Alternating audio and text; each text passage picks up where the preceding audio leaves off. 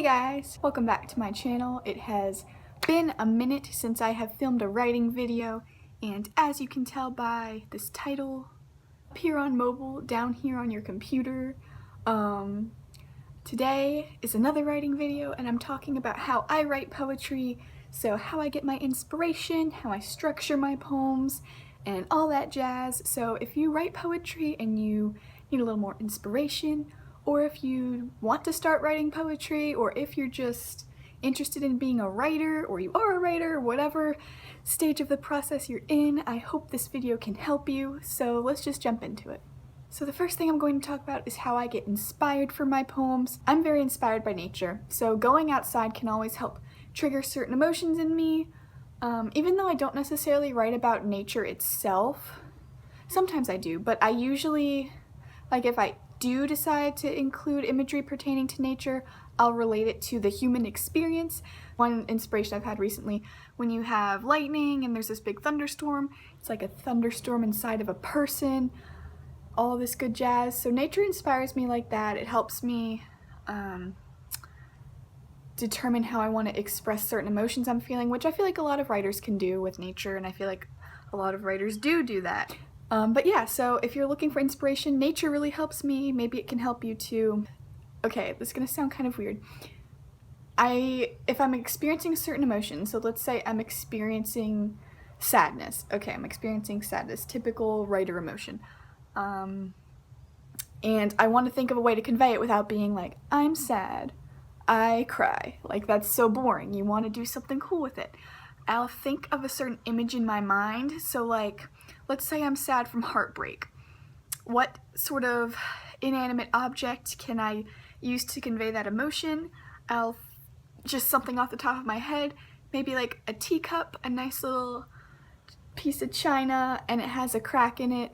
Roll with that one image, and it really helps me just express my emotions in a unique way.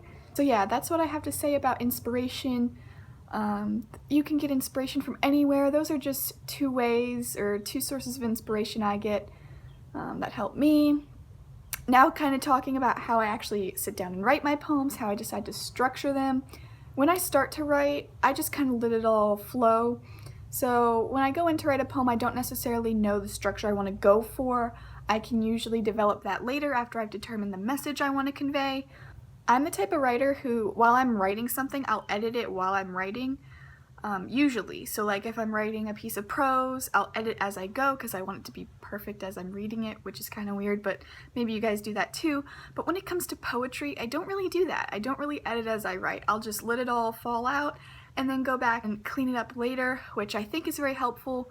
Let out all your emotions, and then you can work on structuring your poem. Something I do, I tend to lean for stanzas that are 3 or 4 lines, sometimes 5, 6, just because that's the way I think I can convey myself best. I don't like doing very long one-stanza poems because I personally get bored reading those, so I want to break them up.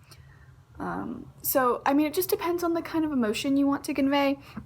So, I guess like one instance where you could use a really long poem that's like one stanza would be like, if there's this one event that's happening and you want to convey it all and it feels all hectic and jumbly and you want to just shove it into one stanza, that can help. You know, your structure can help convey the emotion. Maybe you want to give this like choppy effect, so you'll do really short stanzas that have end-stop lines, you know, where you end it with a period. You know, you have to think about structure isn't something that's arbitrary, it has to be very intentional. So think about that when you're doing that, what kind of message you want to convey, what kind of feeling you want your readers to feel.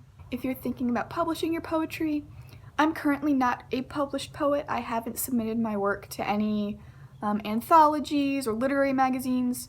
Well, I did in high school, I should correct myself. I have some stuff published from my high school lit mag, but in terms of like the outside world, the professional world, I haven't gone for any of that. But I would just say, look for other writers who have published poems, see what they've been doing, ask them. I mean, a lot of people are really friendly and are willing to give advice. I know you can self-publish stuff on Amazon, I want to say. So maybe that's something you'd be interested in doing. Something I do just to get my poetry out there, I used to use Tumblr a lot because there was one point where I had a couple of posts that went viral, I guess, and like I gained a lot of followers, and so posting my poems there was really beneficial for me because I found that people were finding them. But now that I don't use Tumblr as much, I'll go on Twitter. If you don't follow me there, here is a shameless plug. Here is my handle, follow me, yeah. I'll post poems there, different pieces of writing. So right now, this is just an idea if you want to use social media to your benefit. I'm doing Julia's July Poetry, where I post 1 poem per day in July. And I found that works to get people reading stuff. And it's just a lot of fun to see what people have to say, and then to also go ahead and read other people's work who maybe want to open up and share their work with you. So yeah, use social media to your advantage to get your poetry out there.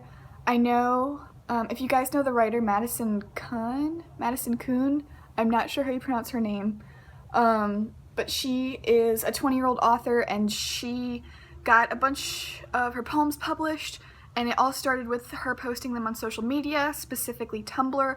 So use social media to your advantage, connect with other writers, share your work, and then think about getting it published professionally. So that's all I have to say for this video on poetry. I know it's encompassing a bunch of different ideas, but hopefully it was helpful. Let me know if you guys want to see more writing videos in the future. I know this will only be my second writing video that I've posted on my channel, and I want to do more of that because that is something I really love, something I'm passionate about. So yeah, let me know if you guys have any videos you want to see in particular pertaining to writing. Let me know down below, but be sure to like this video if you liked it, and subscribe to my channel if you want to see what else I have to say in the future. Bye guys.